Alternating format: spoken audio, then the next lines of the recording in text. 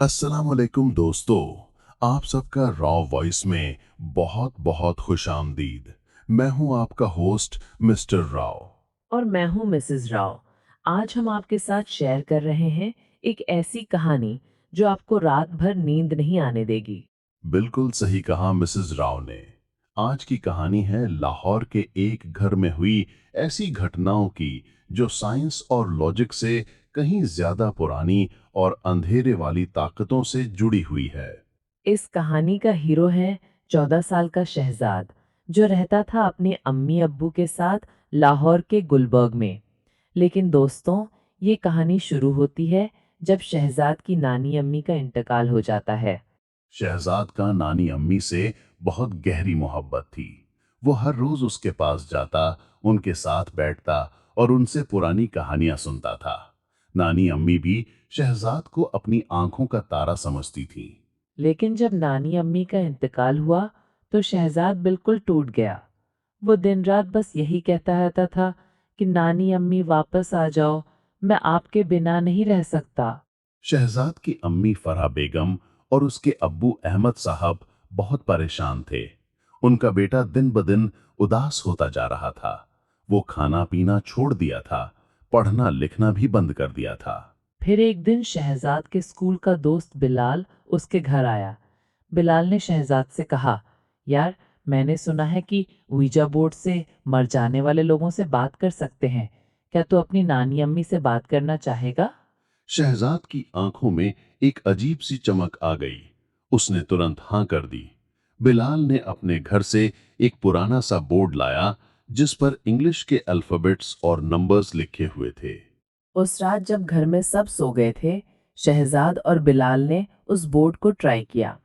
शुरू में तो कुछ नहीं हुआ, लेकिन फिर अचानक वो स्मॉल ग्लास जो उन्होंने बोर्ड पर रखा था, हिलना शुरू हो गया। ग्लास ने स्पेल किया शहजाद। दोनों बच्चों के रोंगटे खड़े हो गए। शहजाद ने पूछा, नानी अम्मी क्या आप हो? ग्लास ने जवाब दिया, हाँ। उस रात के बाद से शहजाद में अजीब से तब्दीलियां आनी शुरू हो गईं। वो रात रात भर उस बोर्ड के साथ बैठा रहता। उसकी अम्मी फरहा बेगम ने नोटिस किया कि शहजाद की आंखें संकीर्ण हो गई हैं और वो हमेशा थका हुआ रहता है। अहमद साहब ने अपने बेटे से पूछा, बेटा तुम रात को क्या करते रहते हो? लेकिन शहजाद ने झूठ बोला और कहा कि वो बस पढ़ता रहता है।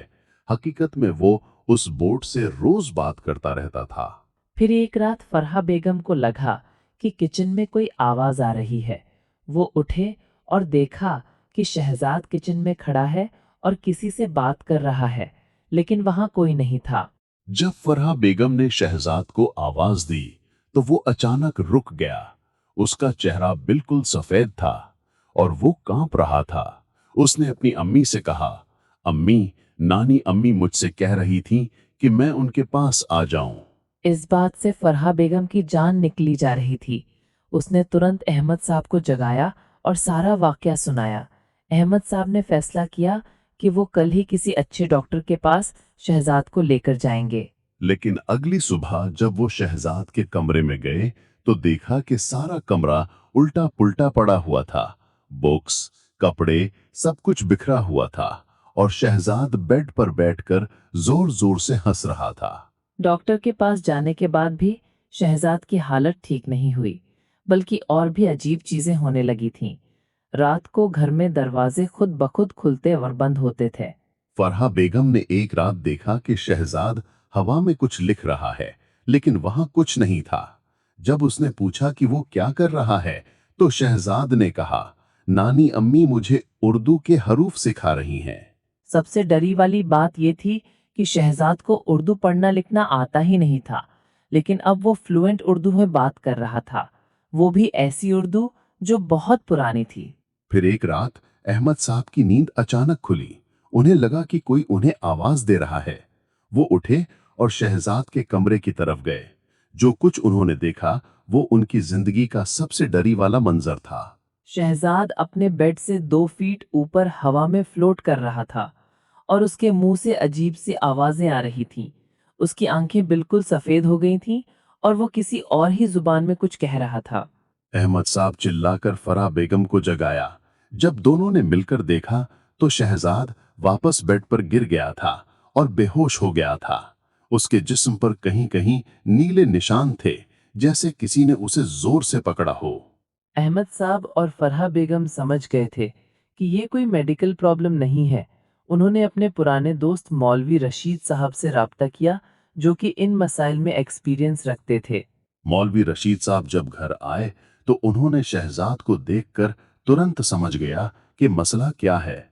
उन्होंने कहा, भाई अहमद, तुम्हारे बेटे पर किसी बदरूह का साया है। मौलवी साहब ने घर में कुरानिक आयात पढ़ना शुरू किया।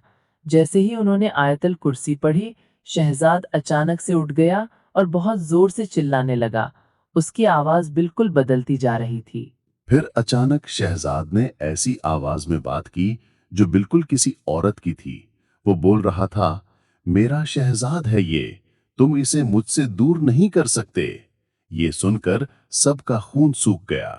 मौलवी साहब ने हिम्मत नहीं हारी और वो कुरान शरीफ पढ़ते रहे। शहजाद की हालत और भी खराब होती जा रही थी। वो बेड से उछल रहा था और उसके मुंह से झाग निकल रहा था। फिर अचानक शहजाद का चेस्ट फैल गया और उस पर खून सा अजीब सा निशान बनना शुरू हो गया। ये देखकर मौलवी साहब समझ गए कि ये केस बहुत सीरियस है और उन्हें ज्यादा पावरफुल वजीफे की जरूरत होगी। मौलवी साहब ने अपने दो और साथी मौलवियों को बुलाया, मौलवी करीम साहब और हाफिज नसीर साहब। तीनों ने मिलकर डिसाइड किया कि वो रात भर शहजाद पे कुरानिक आयात पढ़ेंगे। उस रात का मंजर आज भी अहमद साहब और फरहा बेगम को याद है। शहजाद बिल्कुल पागल की तरह हरकत कर रहा था। कभी वो सीलिंग पर चलने की कोशिश करता, कभी अजीब सी आवाजों में बात करता। रात के 3 बजे जब मौलवी साहब लोग सूरह बकरा पढ़ रहे थे, शहजाद अचानक बिल्कुल चुप हो गया। उसकी सांस भी रुकने लगी। सबको लगा कि कहीं कुछ गलत तो नहीं हो गया। लेकिन फिर अचानक शहजाद के मुंह से काले रंग का पानी निकलना शुरू हुआ। वो बहुत जोर से उल्टी कर रहा था और साथ में चिल्ला भी रहा था। ये देखकर मौलवी साहब और तेज आवाज में कुरान पढ़ने लगे। सुबह के 5 बजे आजान का वक्त था। जैसे ही मस्जिद से आजान की आवाज आई, शहजाद अचानक बिल्कुल शांत हो गया। वो नॉर्मल सांस लेने लगा और उसकी आंखें भी नॉर्मल हो गईं। मौलवी साहब ने कहा कि बदरूह खत्म हो गई है, लेकिन शहजाद को कंप्लीट रेस्ट की जरूरत है। वो 3 दिन तक सोया रहा और जब उठा तो बिल्कुल नॉर्मल था। उसे कुछ याद नहीं था जो पिछले हफ्ते हुआ था। ये वाकया 1975 में लाहौर में हुआ था। आज शहजाद एक सक्सेसफुल बिजनेसमैन है। उसकी शादी हो चुकी है और 2 बच्चे भी हैं, लेकिन वो कभी उस वीजा बोर्ड के बारे में बात नहीं करता। दोस्तों, ये कहानी हमें सिखाती है कि कुछ चीजें ऐसी हैं जो हमारी समझ से बाहर हैं। जिन, भूत, बदरूह, ये सब हकीकत हैं और हमें इनसे बचना चाहिए। अगर आपके साथ भी कोई ऐसी घटना हुई है तो हमारे कमेंट्स में शेयर करिए। और प्लीज़ कभी भी वीजा बोर्ड या किसी और तरीके से मुर्दे लोगों से कांटेक्ट करने की कोशिश ना करिए। ये थी आज की कहानी। अगर पसंद आई हो तो लाइक, शेयर और सब्सक्राइब करना न भूलिए। हम मिलेंगे अगले एपिसोड में एक और डरी वाली कहानी के साथ। अल्लाह हाफिज दोस्तों, और खुद का ख्याल रखिए। राव वॉइस से ये थे आपके होस्ट मिस्टर राव और मिसेस राव। खुदा हाफिज।